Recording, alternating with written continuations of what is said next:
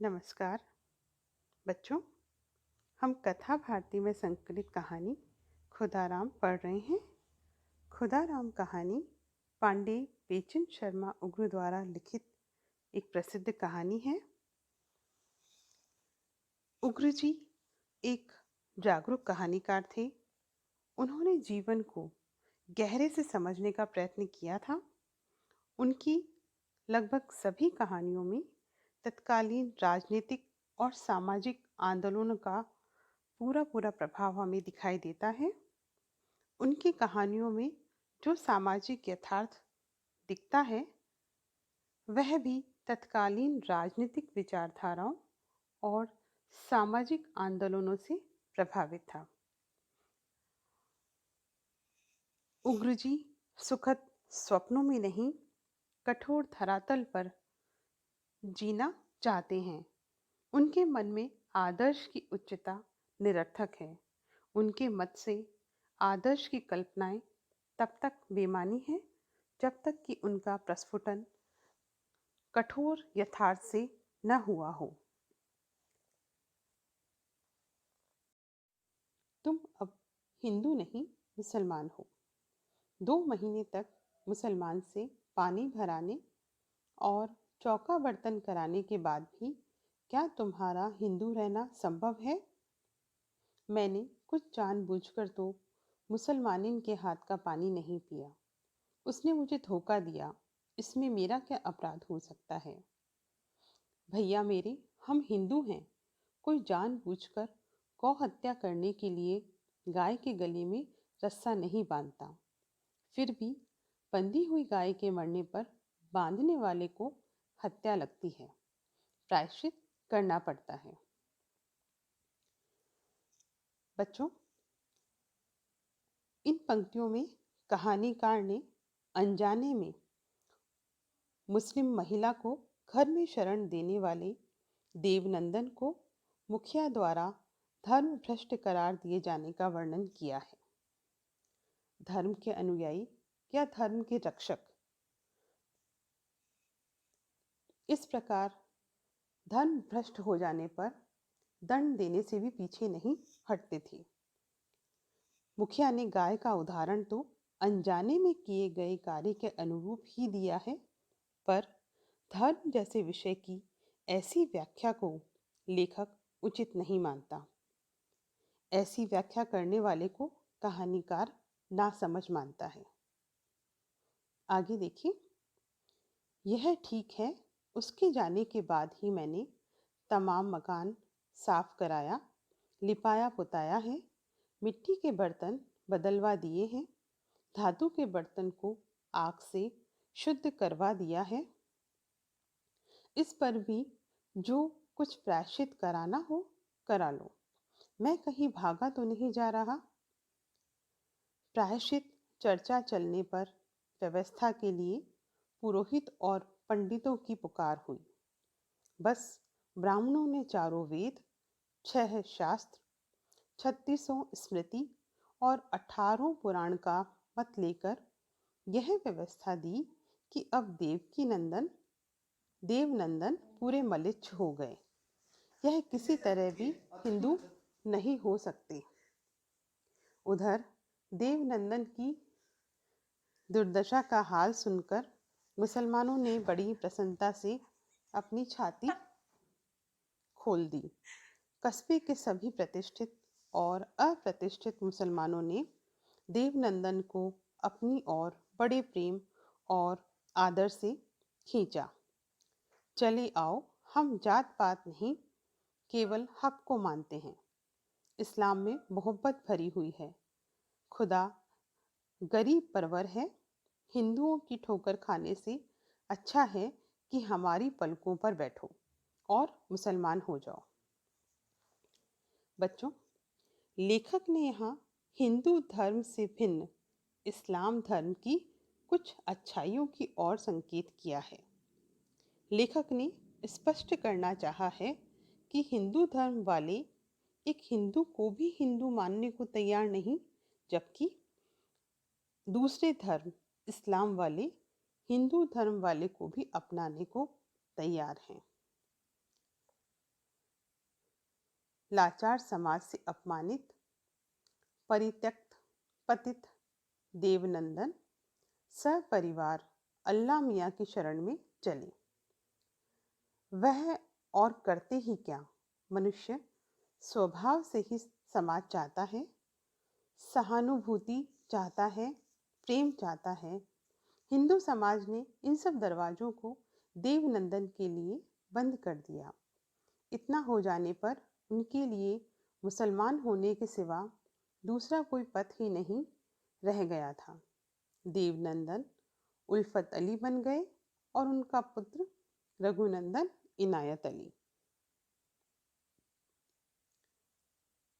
देवनंदन की छाती पर समाज ने ऐसा क्रूर धक्का मारा कि धर्म परिवर्तन के 9 महीने बाद ही वे इस दुनिया से कूच कर गए। तीसरा भाग इसका, जिन दिनों की घटना ऊपर लिखी गई है उन्हें भूत के गर्भ में गए 7 वर्ष हो गए। तब से हमारे कस्बे की हालत अब बहुत कुछ बदल सी गई। पहले हमारे यहाँ सामाजिक या राजनीतिक जीवन बिल्कुल नहीं था। सभी पेट के धंधे की धुन में व्यस्त थे। उन दिनों हमारी 10,000 की बस्ती में क्लब या सोसाइटी के नाते तहसील का अहाता मात्र था, जहाँ नित्य सायंकाल नगर के 10-5 चापलूस धनी तहसीलदार से तहसीलदार से हैं करने के लिए या टेनिस खेलने के लिए एकत्र हुआ करते थे। आर्य समाज का बदनाम नाम तो घरगर था, मगर सच्चा आर्य समाज एक भी न था। एक सज्जन आगरे के आर्य मित्र के ग्राहक थे। वह स्वामी दयानंद का नाम लेकर कभी कभी नवयुवकों के विनोद के साधन बना करते थे। वह बनते तो थे आर्य समाजी, मगर बिल्कुल मौखिक। हमें ठीक याद है, वह पुराने समाज की सभी प्रथा या कुप्रथाओं को मानते थे। एक बार उनकी स्त्री ने उनसे सत्यनारायण की कथा सुनने का आग्रह किया और उन्होंने अस्वीकार कर दिया। बस इसी बात पर आर्य समाजी पति के मुख पर सनातनी चंडी झाड़ू फेरने, कालिख लगाने और चूना करने को तैयार हो गई। 3 दिन तक मोहल्ले वालों की नींद हराम हो गई।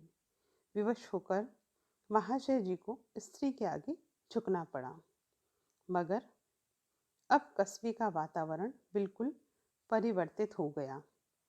गत असहयोग आंदोलन के प्रसाद से हमारा कस्बा भी बहुत कुछ जीवित हो उठा है। अब हमारे यहाँ बकायदा आर्य समाज भवन है और है उनके मंत्री तथा सभापति। एक पुस्तकालय भी है और उसके सभी मंत्री सभापति भी हैं। हिंदी के अनेक पत्र, अनेक पत्रिकाएं, अंग्रेजी के 2-3 दैनिक आते हैं। सैकड़ों बालक, युवक और वृद्ध अखबारी जीवी बन गए हैं। ऐसे अखबार जीवितों की संख्या प्रतिदिन बढ़ती ही जा रही है। उस दिन आर्य समाज के मंत्री पंडित वासुदेव शर्मा समाज भवन में ही बैठे कोई उर्दू अखबार पढ़ रहे थे। भवन के बाहर बरामदे में 2 पंजाबी महाशय पायजामा और कमीज पहने साय संध्या कर रहे थे। उसी समय एक दुबला पतला लंबा सा पुरुष भवन में आया। उसकी आहट पर शर्मा जी ने चश्माच्छादित आंखों से उसकी ओर देखा और पहचान गए। कहीं कहो मियाँ इनायत अली, आज इधर कैसे? आप ही की सेवा में कुछ निवेदन करने आया हूँ। शर्मा जी ने चश्मा उतार लिया। उसे कुर्ते के कोने से साफ करने के बाद पुनः नाक पर चढ़ाते चढ़ाते बोले, भाई इनायत, बड़ी शुद्ध हिंदी बोलते हो। जी हाँ शर्मा जी, मैं बहुत शुद्ध हिंदी बोल सकता हूँ। इसका कारण यही है कि मेरी नसों में बहुत शुद्ध हिंदू रक्त बह रहा है। समाज ने जबरदस्ती मेरे पिता को मुसलमान होने के लिए विवश किया, नहीं तो आज मैं भी उतना ही हिंदू होता जितने आप या कोई भी दूसरा हिंदुत्व का अभिमानी। खैर, मुझे आपसे कुछ कहना है। कहिए, क्या आज्ञा है? मैं पुनः हिंदू होना चाहता हूँ। हिंदू होना? आश्चर्य से मुख विस्फारित कर शर्मा जी ने पूछा। जी हाँ, अब मुसलमान रहने में लोक परलोक दोनों का नाश होता दिखाई दे रहा है। इसलिए नहीं कि उस धर्म में कोई विशेषता नहीं है, बल्कि इसलिए कि मेरा और मेरे परिवार का हृदय मुसलमान धर्म के योग्य नहीं। अनंत काल का हिंदू हृदय, हिंदू सभ्यता का पक्षपाती शांत हृदय, मुसलमानी रीति नीति और सभ्यता का उपयोग करने में बिल्कुल अयोग्य साबित हुआ। मेरी स्त्री नित्य प्रातःकाल खुदा खुदा नहीं राम राम जपती है। मैं मुसलमान रहकर क्या करूँगा? मेरी माता गंगा स्नान और बद्रिका धाम यात्रा के लिए तड़पा करती है। मेरा हृदय न तो उन्हें मक्का मदीना का भक्त बनाने की धृष्टता कर सकता है और न वह बन सकती हैं। मैं मुसलमान रहकर क्या करूँगा? मैं स्वयं मस्जिद जाकर हृदय के मालिक को याद नहीं कर सकता। मेरा हिंदू हृदय मस्जिद के द्वार पर पहुँचते ही एक विचित्र स्पंदन करने लगता है। उस स्पंदन का अर्थ खुदा और मस्जिद वाले के प्रति अनुराग नहीं हो सकता, घृणा भी नहीं हो सकती। वह स्पंदन घृणा और अनुराग के मध्य का निवासी है। इन्हीं सब कारणों को बहुत सोच समझकर अब मैंने शुद्ध होकर हिंदू होने का निश्चय किया है। पंजाबी महाशय भी संध्या समाप्त कर ओम ओम करते हुए भीतर आ गए। शर्मा जी ने इनायत अली उर्फ रघुनंदन का परिचय देते हुए उनके प्रस्ताव पर उन दोनों महाशयों की स्वीकृति मांगी। धन्य हो महाशय जी, एक महाशय बोले। ऋषि दयानंद की कृपा होगी तो हमारे वे सब बिछड़े भाई एक न एक दिन फिर अपने आर्य धर्म में चले जाएंगे। इन्हें जरूर शुद्ध कीजिए। बच्चों, इन पंक्तियों में लेखक ने देवनंदन के माध्यम से एक धर्म से दूसरे धर्म में दीक्षित होने वाले व्यक्ति की जो स्थिति हो सकती है उसका वर्णन किया है।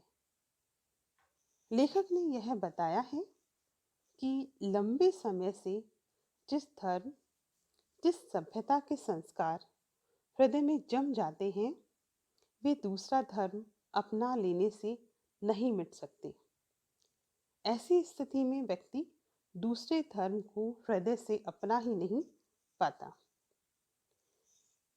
उग्र जी द्वारा किया गया यह वर्णन दूसरा धर्म अपनाने वालों को एक प्रकार से चेतावनी देता हुआ प्रतीत होता है। साहित्यकार अधिक संवेदनशील व्यक्ति होता है।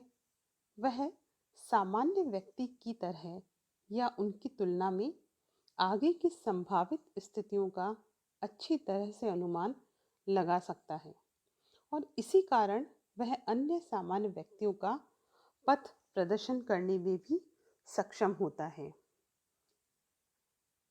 उग्र जी इस कहानी के माध्यम से अपनी इन्हीं भावनाओं को पाठकों तक पहुंचाने का प्रयत्न कर रहे हैं। धन्यवाद।